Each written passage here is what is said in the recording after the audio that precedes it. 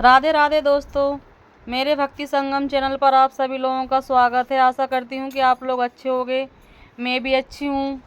दोस्तों, आज मैं आपको एक ऐसी कहानी सुनाने वाली हूँ जो एक गरीब बूढ़ी माँ की है, जो बहुत ही गरीब थी लेकिन माँ के मंदिर रोज़ जाती थी। दोस्तों, क्या आपको पता है कि भगवान भक्त की रक्षा करते हैं?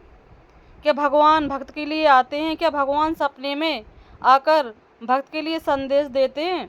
तो दोस्तों, आइए हम जानते हैं। दोस्तों, मेरे इस मिनी ब्लॉग में अगर आपको अच्छा लगे तो आप इसको लाइक, कमेंट और सब्सक्राइब करें और अपने दोस्तों को भी शेयर करें।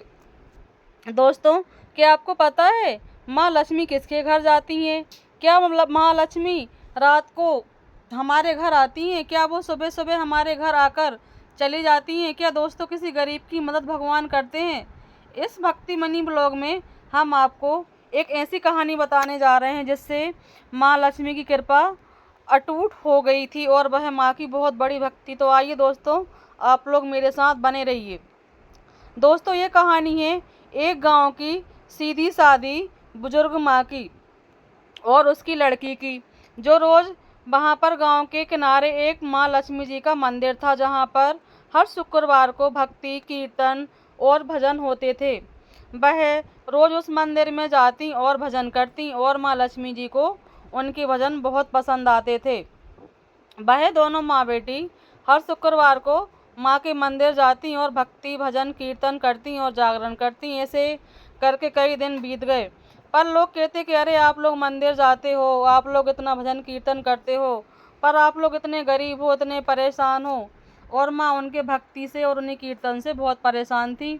ऐसे करके उस बूढ़ी माँ ने ऐसे ही अपनी एक लड़की की शादी एक परिवार में कर दी, जहाँ पर पहले तो वह लड़का बहुत अच्छा था और वह बाद में मालूम पड़ा कि वह लड़की को बहुत ही परेशान करने लगा। वह दारू पीता, गांजा पीता, सट्टा खेलता, जुआ खेलता और मारपीट करता।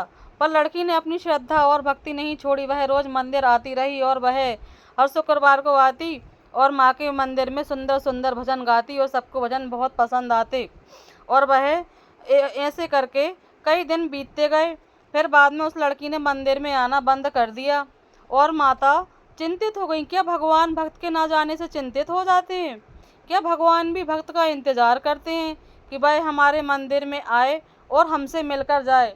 दोस्तों, यह कहानी उस लड़की की है जो रोज़ मंदिर आती थी, पर वह कुछ दिन से मंदिर नहीं आ रही थी। तो माँ ने सोचा, ऐसा क्या हो गया कि वह हर शुक्रवार को मंदिर आती थी और रोज़ अच्छे अच्छे सुंदर सुंदर भजन सुनाती थी। माँ ने अपना रूप बदलकर एक महिला से पूछा कि वह एक लड़की जो रोज़ हमारे मंदिर में अपनी माँ के साथ आया करती थी, भजन कीर्तन किया करती थी, वह आजकल क्यों नहीं आ रही है? तो वहाँ पर माता बहनों ने बताया कि वह बहुत परेशान है और उसका पति बहुत परेशान करता है और वह उसको मारता पीटता, इसलिए उसने मंदिर आना बंद कर दिया है। माँ लक्ष्मी अपना रूप बदलकर एक बूढ़ी माँ का रूप धारण कर उस लड़की के घर पर जाती हैं और बोलती हैं, बेटी तू मंदिर क्यों नहीं आती है? तुझे वहाँ पर सब लोग बहुत याद करते हैं। तो वह लड़की बोलती है कि मैं अपने घर में बहुत परेशान हूँ और मेरे पति बहुत ही ज़्यादा मारपीट करते हैं, दारू पीते हैं, जुआ खेलते हैं, सट्टा खेलते हैं और मेरी बात नहीं मानते हैं। तो माँ बोलती है, बेटी तुम माँ भगवती देवी माँ लक्ष्मी का व्रत करो, जिससे तुम्हारे सारे कष्ट दूर हो जाएंगे। पर वह लड़की बोलती है कि हमारे घर में ना ही भोग प्रसाद के लिए कुछ है, ना ही पूजन के लिए कोई सामग्री है। तो वह माँ लक्ष्मी जी कहती हैं कि तुम माँ का व्रत ऐसे ही सीधे सादे तरीके से कर सकती हो। एक पटा बिछाकर उस पर लाल रंग का कपड़ा बिछाकर और चावल की ढेरी लगाकर एक कलश की स्थापना करो। अगर तुम्हारे घर में अगर हो सके तो मीठे का भोग बनाओ, अगर नहीं है तो तुम गुड़ का भोग भी लगा सकती हो, चीनी का भोग भी लगा सकती हो। तुम माँ का व्रत करो, फिर देखो तुम्हारे घर में कैसे सारी चीज़ें एकदम अच्छी हो जाएंगी। क्या भक्त के लिए भगवान आ सकते हैं? दोस्तों, आप हमारे लास्ट तक इस कहानी में जुड़े रहिए। कहते हैं कि आधा अधूरा ज्ञान बहुत ही खराब होता है और भगवान की कोई भी कथा कहानी चल रही हो तो उसको आधा अधूरा छोड़कर नहीं जाना चाहिए। इस प्रकार से वह लड़की माँ की भजन, पूजन, कीर्तन बहुत ही श्रद्धा और भक्ति से करती है। वह सुबह उठती है और भजन गुनगुनाती है, स्नान करती है और स्वस्थ वस्त्र धारण करती है और दिन भर ना ही झूठ बोलती है, ना ही लड़ाई झगड़ा करती है और ना ही किसी की चुगली चपाटी करती है। दोस्तों, जिस दिन आप माँ लक्ष्मी जी का व्रत करे उस दिन किसी के घर का पानी खाना ग्रहण नहीं करना चाहिए। अपने घर में ही खाना खाएं, चाहे वह कैसा भी हो, और उस दिन सात्विक भोजन करना चाहिए। और दोस्तों, आपको एक बात पता है, माँ लक्ष्मी जी का पूजन पर भजन कीर्तन सायंकाल ही होता है, इसलिए आप जब भी माँ लक्ष्मी की पूजा करें तो शाम के समय ही करें।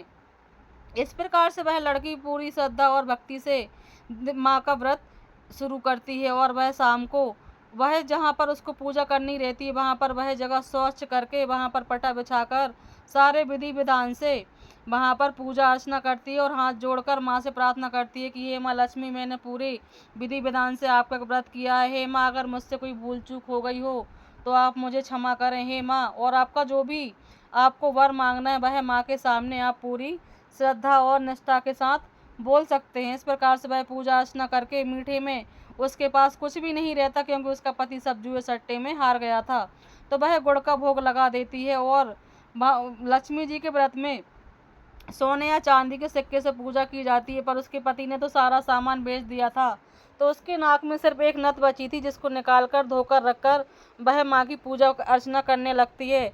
ऐसे ऐसे दिन बीतते जाते हैं, और वह हर शुक्रवार को उठती और स्नान ध्यान करती और पूरे श्रद्धा भाव से माँ का पूजन करती और व्रत रखती, और शाम को पूरी श्रद्धा और निष्ठा से माँ का पूजन करती, और वह बोलती है, माँ अगर मुझसे कोई भूल चूक त्रुटि हो जाए तो माँ क्षमा कर देना, और मेरे घर पर अपनी कृपा दृष्टि बना रखना। जैसे ही उसने माँ लक्ष्मी जी का 11 शुक्रवार या 21 शुक्रवार का व्रत अनुष्ठान प्रारंभ किया, वैसे ही उसके घर के सारे कार्य धीरे धीरे बनते चले गए। उसके पति ने दारू छोड़ दी, और उसके पति ने गलत संगत छोड़ दी, और वह जुआ सट्टा भी छोड़ दिया, और उसका पति पूरी लगन और ईमानदारी से मेहनत करने लगा, जिसके मेहनत करने से उसके घर में इतनी बरकत हो गई कि धीरे धीरे उसकी स्थिति सही होने लगी, और वह अपना हर रोज की तरह हर शुक्रवार को वह उठती और स्नान ध्यान करती, पूजा की तैयारी करती, और माँ लक्ष्मी जी की पूरी भक्ति भाव से पूजा अर्चना करती और मंदिर जाती, और वह भजन कीर्तन करती,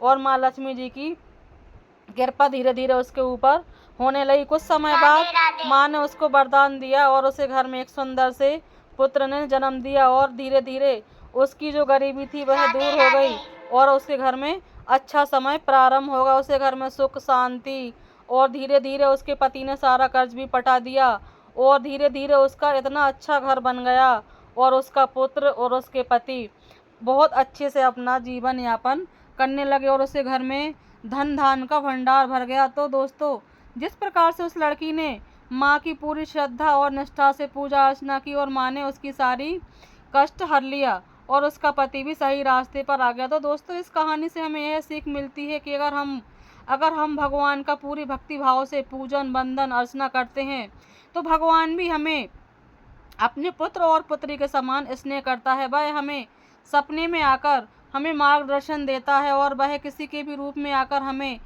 मार्गदर्शन देता है और हमारी सहायता करता है। तो दोस्तों, अगर हम रोज़ रोज़ मंदिर नहीं जा सकते तो हमें हफ्ते में एक बार हमारी माता के मंदिर में ज़रूर जाना चाहिए, और माँ के दर्शन करना चाहिए, और माँ की पूजा अर्चना करना चाहिए। दोस्तों, कोई भी कार्य अगर हम पूरी निष्ठा और दृढ़ संकल्प के साथ करें, कोई भी पूजा अगर हम पूरे नियम और पूरे अनुष्ठान के साथ करते हैं, तो माँ की कृपा हमारे ऊपर अनायत हो जाती है। दोस्तों, इस कहानी से हमें यह सीख मिलती है कि अगर हम मंदिर जाते हैं तो हम ही नहीं, भगवान भी भक्त से मिलने के लिए इच्छुक होते हैं। भगवान भी अपने भक्त का इंतज़ार करते हैं कि वह आज हमसे मिलने के लिए क्यों नहीं आया।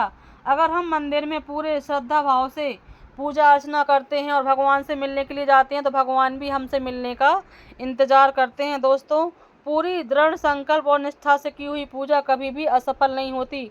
अगर हम कोई भी कार्य पूरी निष्ठा और पूरी ईमानदारी से करते हैं तो उसका फल हमें ज़रूर मिलता है, चाहे वह भक्ति का हो, चाहे वह कोई भी हो, और हमें सबकी सहायता करना चाहिए। तो हे माँ, जैसी कृपा आपने उस लड़की पर की, वैसी कृपा हमारे घर परिवार पर बनाए रखना, और मेरे वीडियो को जो भी पूरा सुने और लाइक कमेंट करे, हे माँ उसे घर को धन्य धान्य से भर देना। हे मातेश्वरी माँ, जैसे आप उस लड़की पर प्रसन्न हुई, ऐसी कृपा दृष्टि आप हम पर भी बनाए रखना। हे माँ, भक्त और भगवान का यह संगम और भक्त और भगवान का यह मिलन दोस्तों आप लोगों को कैसा लगा, आप लोग ज़रूर बताएं। दोस्तों, मेरे इस मिनी भक्ति ब्लॉग में आप लोग अपना प्यार और सपोर्ट बनाए रखें। मेरे चैनल को लाइक करें, सब्सक्राइब करें, कमेंट करें। और हेमा जो भी मेरे इस वीडियो को पूरी कथा पूरी श्रद्धा भाव से सुने, उसकी सारी मनोकामना पूरी करें। बोलो जय माता दी।